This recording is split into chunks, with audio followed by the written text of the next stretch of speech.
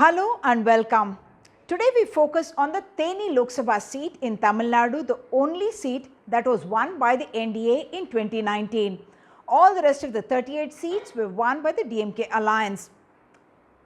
நான் வந்துட்டேன்னு சொல்லு திரும்பி வந்துட்டேன்னு.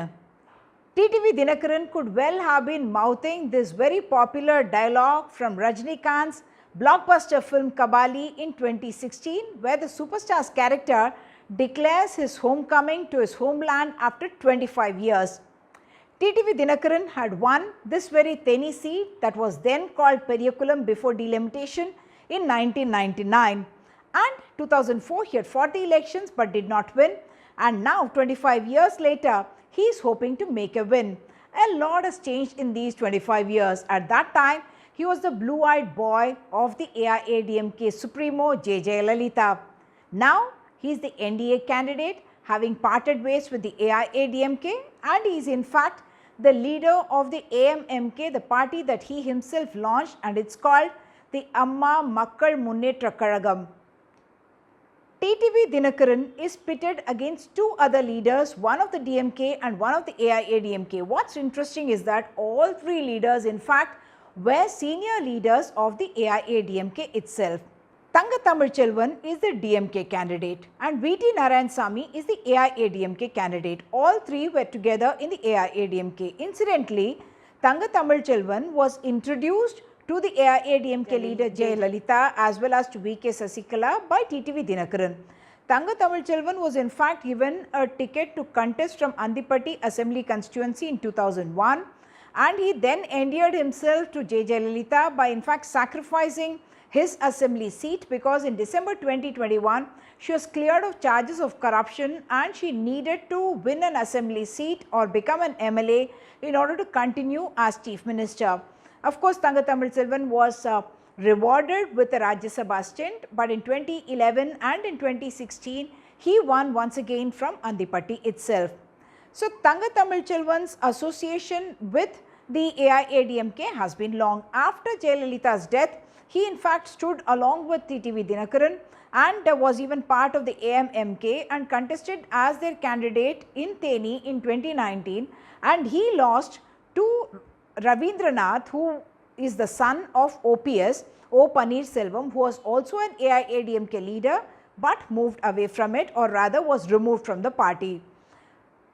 Ravindranath defeated Tamilselvan in fact in 2019, and his father OPS defeated Tamilselvan when he was the DMK candidate from Bodhi, and OPS became the winner in the 2021 assembly elections. So, these two leaders, T.T.V. Dhinakaran and Tamilselvan, who started off as friends, became foes. 2019 they had a fallout, and that is when he had joined, Tamilselvan had joined the DMK. Now, how is the battle pitched between these three? T.T.V. Dhinakaran, he is seen as a foremost leader of the Mukkulathur community or the Thevar community that is quite dominant in this region. The second important factor is that the traditional loyalists of the AIADMK are upset or rather angry that a party that was dominated by the Thevars became dominated, or the template became a Gounder party, because EPS came and Edappadi Palaniswamy started controlling the party and he belongs to the Gounder community. So, those traditional loyalists look at T.T.V. Dhinakaran as someone who can give political leadership to the community. The second factor that is going for T.T.V. Dhinakaran is that both OPS and his son Ravindranath are backing T.T.V. Dhinakaran in Theni. The third important factor is that T.T.V. Dhinakaran has been generously donating to temples as well as to community buildings like schools, and come election time that becomes an IOU, and therefore that gratitude is something that can translate into votes. He has had a lot of experience of supervising elections while in the AIADMK, and the NDA is in fact banking on his skills in order to be able to do the booth level management on the voting day and in the run up to voting itself. The thing that can go against T.T.V. Dhinakaran is that, one, he has to convince the 15 lakh voters of Theni that they must put their vote on the pressure cooker symbol. So, they must be familiar with the pressure cooker symbol, and the other big challenge is that he does know that in a Tamil Nadu there is a sentiment that is associated with a two-leaf symbol for the AIADMK supporters and for the rising sun symbol for the DMK supporters. Thanga Tamilselvan is someone who also brings a lot of experience with him of elections, multiple elections, and he in fact used to manage the Andipatti constituency for Jayalalithaa, and he comes with the strong backing and machinery of the ruling party, the DMK, and therefore that is a big advantage that he would be enjoying.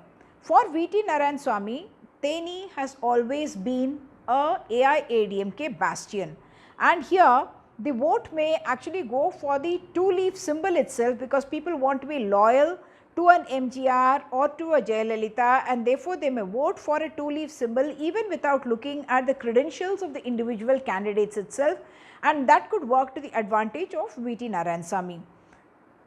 Having said that, I must point out that V.T. Narayanaswamy also has his own backing and support base in this constituency of Theni.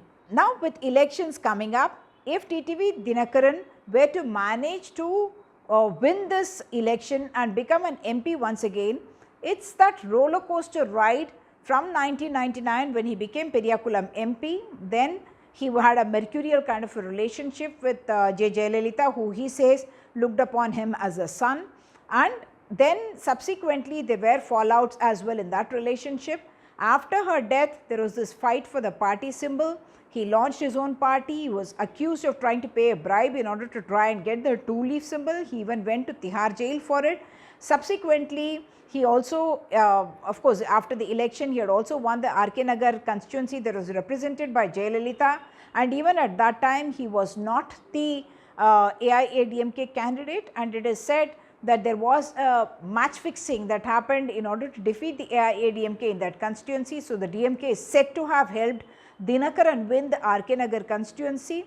Of course, afterwards whatever happened about going to jail, about being charged with corruption, trying to corrupt the officials of the election commission for the symbol. Subsequently, the party had a rout in 2019 as well, and in 2021 in Kovilpatti as well, T.T.V. Dhinakaran was not able to meet with electoral success. But if he does win the Theni Lok Sabha seat, then you can see a fresh round of consolidation of the Thevar community, which otherwise finds itself in political wilderness and may find new hope in the form of political leadership with T.T.V. Dhinakaran. Continue to watch this space, because we will continue to give you updates and constituency profiles from Tamil Nadu on this channel. Thank you so much for watching.